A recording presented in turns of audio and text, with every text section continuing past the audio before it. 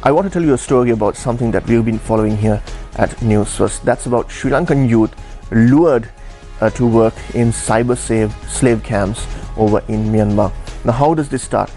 Well, these cyber criminals post, using various middlemen and other agencies, post adverts for IT jobs in Thailand, with lucrative salaries and other benefits.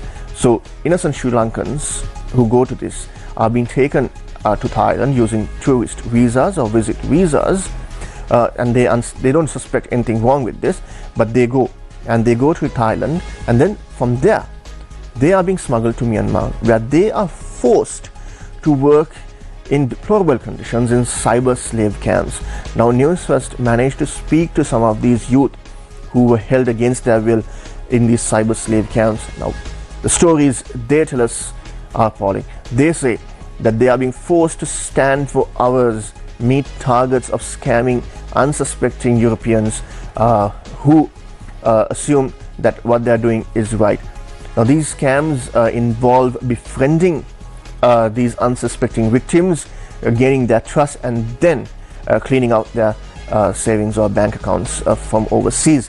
Now, earlier, a group of 8 Sri Lankan youth who were held against their will in this cyber slave camp in the Mewadi region in Myanmar were brought back to Sri Lanka.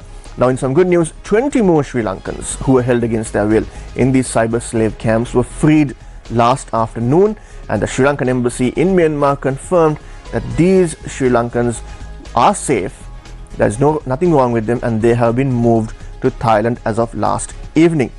Now, Mewadi city is notorious and is well known for operating various scams, also linked to Chinese criminal syndicates as well.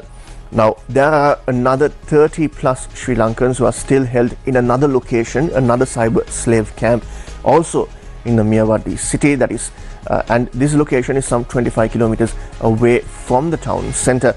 Now, according to Sri Lankan officials, efforts are underway to rescue these Sri Lankans and bring them back home as well. So we await a positive outcome from the efforts that have been undertaken by the authorities to rescue these Sri Lankans as well. Now, if any Sri Lankan encounters such a similar incident, there is one body that you can reach out to. That's the Bali process.